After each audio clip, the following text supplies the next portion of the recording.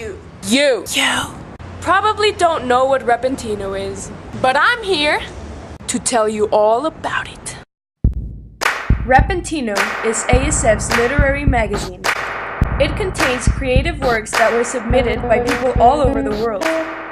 As you can see, it's pretty cool. Whether you are a writer, an artist, photographer, or simply creative, this is for you. Everyone, my name is Haichum, 21 years old. Hey everyone, my name is David Yu. Hi, my name is Alexandria Smith. I wrote this poem because... Hi there, my name is Jack Liver. Hello, my name is Alexander Salomon, but my artistic name is Namalas. Because the Lit Mag is awesome! Everyone, my name is Haichum, 21 years old. I was born and live in Siem Reap City, Cambodia. Now, I would love telling all of you about my art experience. I really love color of art, but I run away of art. I don't know how to do and what art mean. By the way, I could afford to find art school. My instinct is to start spending some time to make some painting. I can't imagine how I feel. Sometimes I'm happy, sometimes I'm sad, or sometimes refer to unreal nature and sometimes about my histories. They are absolutely different from the market because I want to be my own world painting, even though they don't look good, but those are what I want to do, and I expect that many people like it. Unfortunately, many Cambodian people don't understand better what I was doing.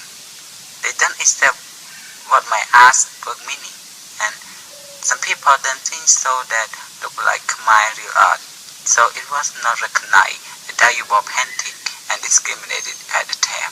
I gave up immediately. I still remember when I was junior high school, I changed making painting to cutting sticker. It was not popular that much too, until someday I eventually was recommended to go small art school that was founded by her own finance Japanese art teacher Tomoko Sahara to provide free art education to Cambodian children. Small art school does not only provide free art education, they teach free Japanese language courses and keep provide opportunity to Cambodian children who couldn't afford the school, no matter languages, education or skill courses. The school is willing, encourage and support what they want to study. I think I came to small art school almost 3 years and I was making many types of painting, including papers cutting so far. I'm talking about these 3 artworks team. The small one is titled is Abstract Dancer, and the 2 big is one is Performance Descendant and the other one is Stampede Artist. I would like to focus to the next of new generation in the family that will be about a performer actually. I don't mention whether their son, daughter, grandchildren, great-grandchildren or whoever in the family, but there are some stories about uniforms and performance art. They are quite strange. Normally the performer must to wear traditional uniform because of the modern world. In the 21st century, I would love to imagine making fashion uniform to the performer. One more thing is the performance art. It is unusual action when performers was never done so far, because I do believe that will be done a new world record by performers someday. And then I would love to appreciate the preparation of exhibition manager who selected my artworks so I give me a chance. Finally, I will send all of the best wishes to all of you who spend your valuable time watching my video profile. Thank you very much. Hello, my name is Alexander Salomon, but my artistic name is Namalas. I am from Puerto Rico, but I'm currently living in Florida. I'm a freshman in Riverview High School, and I'm really enjoying it. To give you a little background of my piece that I submitted on Repentino, I was trying to make a strong character that was also very bright and fun, very colorful and strong. I just wanted to make a strong persona. I was exploring new methods in my art. I was trying out to put watercolors on my drawings, and I started doing digital art too at the time. And that was my starting point. That was my trial drawing on it. And it was really special for me. To explain the relationship with literature and art, I would think that these two can't function without each other. They complement each other to make you have the best understanding you can, visually and mentally. And I think that's how important they are to each other. If I had to indicate one of my art influence, it would probably be a Colombian artist. His name is Ricardo Cifuentes. He really inspires me. He makes watercolor portraits. The colors that he uses, the tones, and the preciseness of every single person that he draws, it's all really accurate. And I love his portraits a lot. And he's a very good friend of mine too now. If I could give 2 pieces of advice to artists, it would be to stay true to yourselves. Do not change for others. Don't change your beliefs or values. Don't let other people change you. Just be you, because that's all you have. And also, be proud of your art. I think that's always been something really important to me. I've always tried to not second guess myself. I try to be as confident as possible about it. Never be ashamed of the beauty that you create, because art is your thing. Whether it's writing or drawing, all kinds of art are your thing. And just make it unique. Anyways, goodbye now. Hey everyone, my name is David Yu. I'm 17 and I grew up in Taipei. I'm about to attend NYU Stern, where I'll be majoring in business and political economy and minoring in psychology and global visual arts. So I've been doing freelance photography for the past couple of years for the purpose of my IBHL visual arts class in high school, and I was first exposed to this art when I took digital photography in 9th grade, and that's the first time that I actually started playing with a professional camera. Then the later years, even though I didn't take any more photography classes, I still did take photos on the side, and I would always just call up my friends and go on a photo shoot adventure where we would explore unique places in Taipei that looked exotic to us and try out different artistic themes such as animalism or just contrasting bright colors, simple ideas like that, and we just really like to play around with it. So out of my 3 pieces that are exhibited here, Ambitions is my first piece that I completed in the summer of 2012. It's a portrait of my brother engulfed in flames, in which out of the flames you can kind of see a frustrated expression through the lift of the eyebrow there. And the inspiration behind this work was the book Crime and Punishment by Dostoevsky that I read in my AP English Literature class that year. The book is a profoundly intellectual story that challenges how you perceive a crime, and in the story, the protagonist, called Raskolnikov, spends the entire timeline discussing casuistry, which is the act of changing one's morals in order to fit a situation. And the plot revolves around the incident when Raskolnikov kills a pawnbroker because she is good for nothing, and he believes that he's doing the world a favor by killing her. But the entire story is Raskolnikov battling between himself and about what's right or wrong, and he finally decides to kill her because he thinks that it's the only option out there. And so overall, this is kind of linked to the picture of my brother here, in the sense that he's appearing to be very, very frustrated in life, and no matter what he does, he's still trapped in this mirage of trouble. The next photo here is entitled Vietnam, which I took while traveling with my family to Hanoi in December of 2012. During the trip, I realized a really, really surprising fact to me, and that is how women are the people who run the country. No matter where you go, it's always the women who are down there fishing. It's always women who are rowing the boats. It's always women who are, as depicted in the photo, they're always the ones doing the hard labor. And I think this picture really captures the essence of this reality in Vietnam, because both with the main woman in the black jacket and also the old lady in the back pushing the garbage trolley. The final picture here is titled Cold Embrace, and it's a self-portrait that I did early in 2013 this year. the reality behind this photo is that I really wanted a self-portrait to put in my IB art exhibition because everyone else had a self-portrait, so I really wanted one as well. So I asked my friend to take this photo for me, but I did try and twist some kind of inspirational artistic element into this because I mean that's what art is all about, right? So the message behind this photo is that there's a profound correlation between nature and our lives today because in every aspect, nature is always going to be a part of who we are today. So that concludes my introduction of myself as an artist. And one final word of advice for all the artists out there. I know I'm no Jerry Yulesman or Tony Duran, but from my experiences, I think that the best way to be inspired is to go out and look around more often. And I think you'll really be surprised with what you come up with.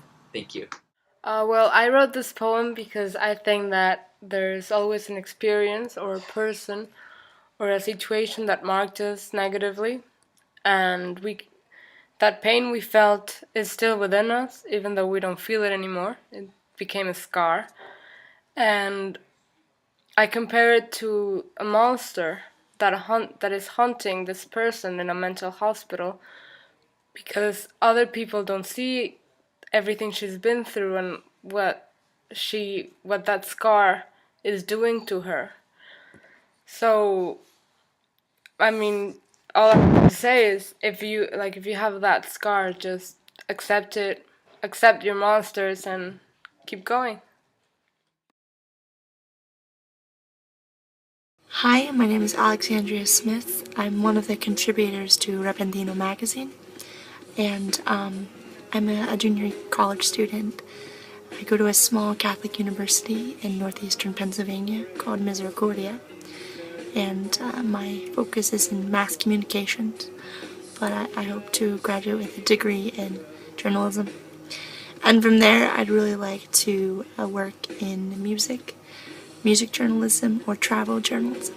Haven't quite decided yet. A little background regarding the influence on some of my poems that were submitted.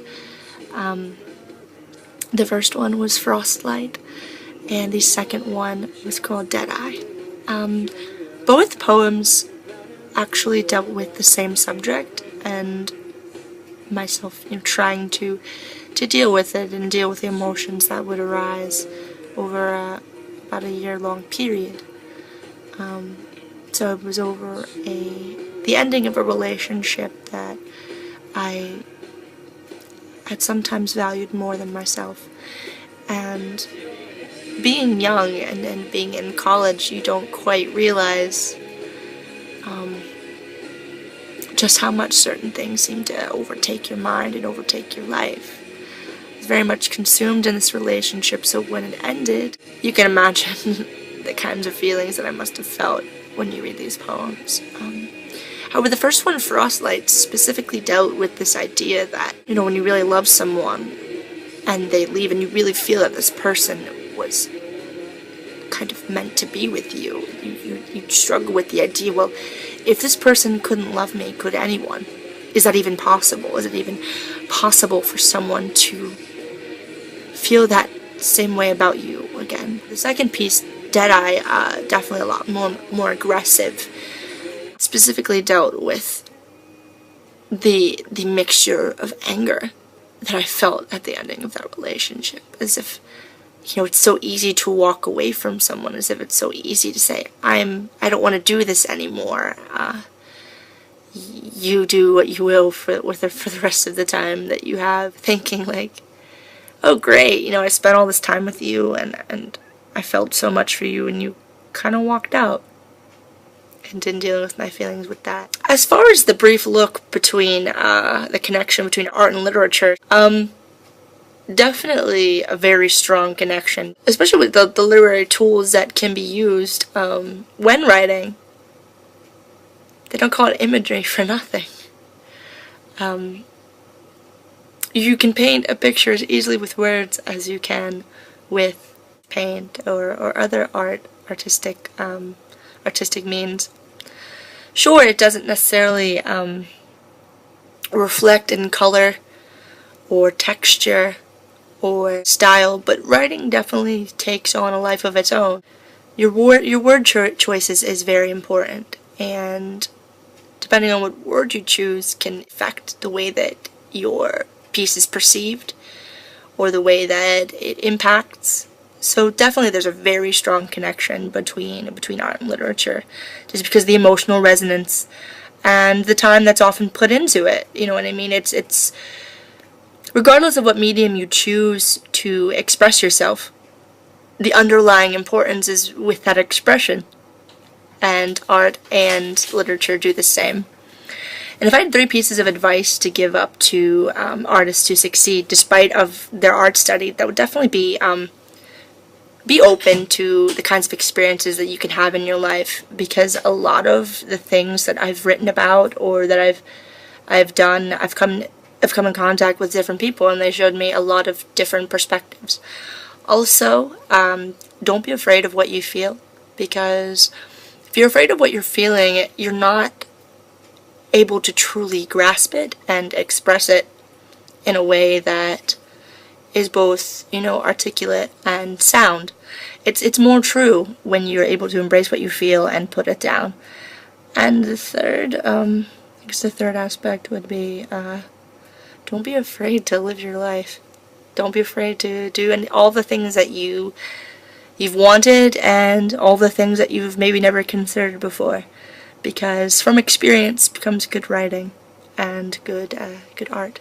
As far as the top 2 influences in poetry and in my particular field of interest, I'd have to say that Jean Verlee is a magnificent poet, and though I don't necessarily draw a lot of large influence from her, her writing does inspire me to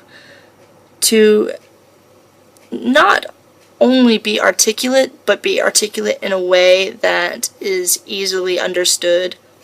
So a common vernacular. She uses a lot of aggressive slurs and swear words, and sometimes in writing, that is the most appropriate word to use to capture a feeling. So she's very much informal, and I definitely appreciate that kind of writing. While I can write eloquently. The other influence in my field of interest, I really enjoy Leonard Cohen. Leonard Cohen and some work by E.E. Cummings, simply because I'm a really big fan of the similes and metaphors. So comparing different body parts to the function of animals or to other life functions, I really appreciate that. Like the form of the body, comparing that to a landscape, or the lungs to paper bags, that kind of thing. I really, really enjoy that, and Leonard Cohen actually does a bit of that work as well. So, and E.E. Cummings does a little bit, but definitely my top 2 influences would have to be Jean Verlee and Leonard Cohen. So I guess that's it. I hope you guys enjoyed my interview. Hi there, my name is Jack Little. I'm a British poet based here in Mexico City. And the poem that I've written that's been selected for Repentino is part of a selection of poems all about Tlalpan, and they're inspired by my wife's grandfather and the wonderful stories he tells us every weekend about the flower sellers, the farmers, and what life was like growing up here. Now, again, I'm really happy to be part of Repentino, and I wish you all the success in the world. Thanks very much. All the best.